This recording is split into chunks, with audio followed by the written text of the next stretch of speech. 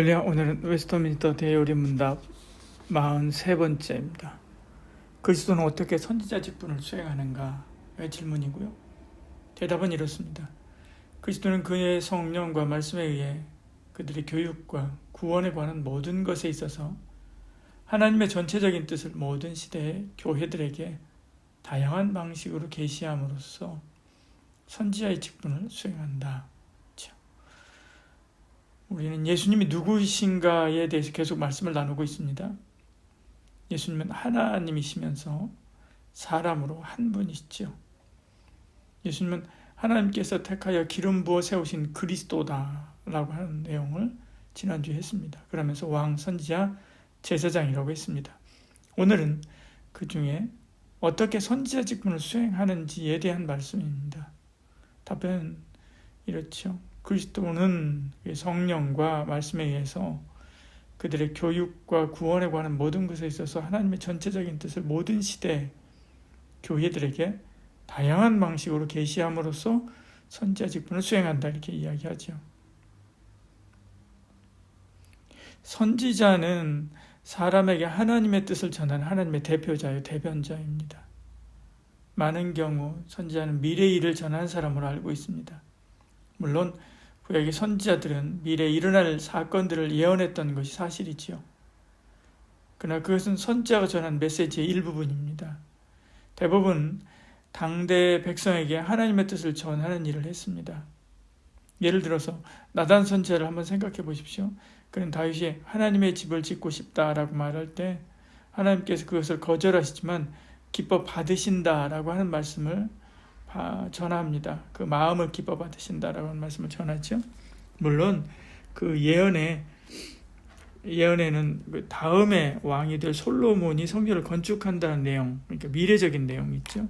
그런 것도 있지만 대부분은 다윗이 그 마음을 기쁘게 한 것을 하나님께서 받으시고 그 집에 복을 내리신다라고 하는 것이었습니다. 이렇듯 선지자는 꼭 미래의 일뿐만 아니라 하나님의 뜻을 전하는 사람이죠. 예수님은 하나님의 선지자로 일하셨습니다.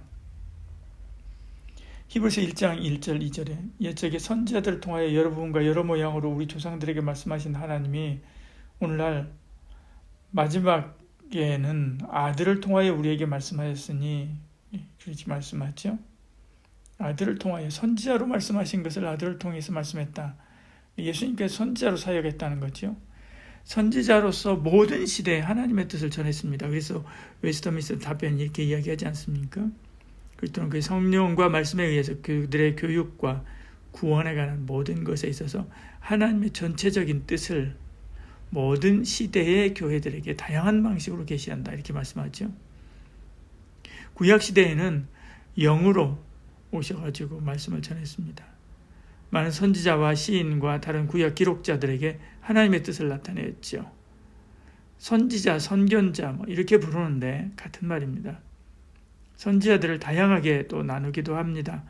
궁정 선지자는 왕과 지배자들, 그들과 밀접하게 일하는 사람들 있죠. 사무엘, 나단, 갓 이런 선지자들이라고 할 수 있습니다. 궁정 밖에서 서민들과 함께 사역했던 선지자들도 많이 있죠. 아모스, 요엘, 요나 이런 사람들 있죠. 또 문서 선지자가 있습니다. 하나님께 받은 말씀을 책으로 기록하여 남긴 사람들이 문서 선지자죠. 문서 선지자라고 해서 대단한 것이 아니고요. 그저 책으로 있느냐, 나눈 책이 있느냐 없느냐에 따라서 구분하는 것입니다. 엘리야는 선지자 중에 최고로 치지만 그는 문서 선지자가 아니었지 않습니까? 또 대선지자, 또 소선지자로 나누기도 합니다. 대선지자, 소선지자로 나누기도 하지요. 이사야, 예레미야, 호세, 아모스, 미가, 학개 이렇게 나누는데요. 대선지자는 분량이 많은 것입니다. 소선지자는 작은 것이고요. 그렇다고 해서 그 예언의 차이나 우열이 있는 것이 결코 아니지. 그리스도의 영이 선지자들을 붙들고 하나님의 뜻을 이렇게 전했을 뿐만 아니라 특히 십자가 구원 사역을 가르쳐 주시지요. 베드로전서 1장 10절 12절 이렇게 말씀합니다. 이 구원에 대하여는 너에게 임할 은혜를 예언하던 선지자들이 연구하고 부지런히 살펴서 자기 속에 계신 그리스도의 영이 그 받으실 고난 후에 받으실 영광을 미리 증언하여 누구를 또는 어떠한 때를 지시하는지 상관이라 이렇게 말씀하죠. 그리스도 선지자들이 부지런히 살펴서 자기 속에 계신 그리스도의 영이 이렇게 말씀하죠. 성령 그리스도의 영이 선지자들을 붙잡고 특히 이제 예수님께서 오실 것에 대해서 미리 증언하고 가르쳐주고 하셨던 것입니다. 복음 시대에는 인간 예수의 모습으로 오셔서 선지자 직분을 수행하셨지요. 본래 하나님을 본 사람이 없으되 아버지 품속에 있는 독생하신 하나님에 나타나셨느니라. 요한복음 1장 18절 이렇게 말씀하죠. 내 하나님 여호와께서 너희 가운데 너희 형제 중에 너희를 위하여 나와 같은 선지 하나를 일으키시리니 너희는 그의 말을 들을지니라 이렇게 말씀하죠. 이게 선지자로 예수님께서 오신다 이렇게 말씀하고 있는 것을 봅니다. 예수님 유대 백성에게 복음을 설교하시고 12 제자와 성도에게 복음과 하나님의 나라를 가르쳤습니다. 그리고 마지막으로 12 사도를 가르치고 훈련시켜서 또 그들도 선지자 직무를 감당하도록 세우시죠. 요한복음 15장 15절에 이제부터는 너희를 종이라 하지 아니하리니 종은 주인이 하는 것을 알지 못함이라. 너희를 친구라 하였노니 내가 내 아버지께 들은 것을 다 너희에게 알게 하였으니 이렇게 말씀하죠. 예수님께서 하나님 아버지의 뜻을 의중을 전하는 것처럼 그 사도들도 그렇게 하도록 말씀하신 거죠. 예수님께서 선지자 사역을 감당했듯이 사도들도 마찬가지로 그렇게 사역을 감당한다는 것입니다. 오늘 우리 가운데도 예수님께서는 여전히 선지자 직무를 수행하시죠. 하나님의 말씀인 성경과 또 그 말씀을 풀어 깨닫게 하시는 성령님을 통해서 여전히 선지자 사역을 수행하고 계시는 것입니다. 우리는 그 말씀을 들어야 되지요. 신명기 18장 15절 이렇게 말씀합니다. 내 하나님 여호와께서 너희 가운데 내 형제 중에 너희를 위하여 나와 같은 선지 하나를 일으키시니 너희는 그의 말을 들으라 이렇게 말씀하죠. 그의 말을 들어야 되죠. 그래서 합니다. 답변처럼 그의 성령과 말씀에 의해서 그들의 교육과 구원에 관한 모든 것을 다양하게 계시하고 가르치기 때문에 그렇죠. 예수님은 이런 선지자 사역을 통해서 오늘 우리가 하나님 앞에서 거룩함을 입은 자로 살게 하십니다. 사도행전 20장 32절 이렇게 말씀하죠.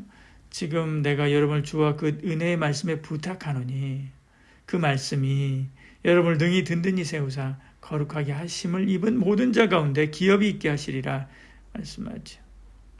우리 속사람이 그리스도의 장성한 분량에 이르기까지 성장하는 성화는 기적을 본다고 되는 것이 아니고요. 큰 복을 받는다고 되는 것이 아니고요. 환상을 본다고 되는 것이 아닙니다. 하나님의 말씀이 우리를 세웁니다.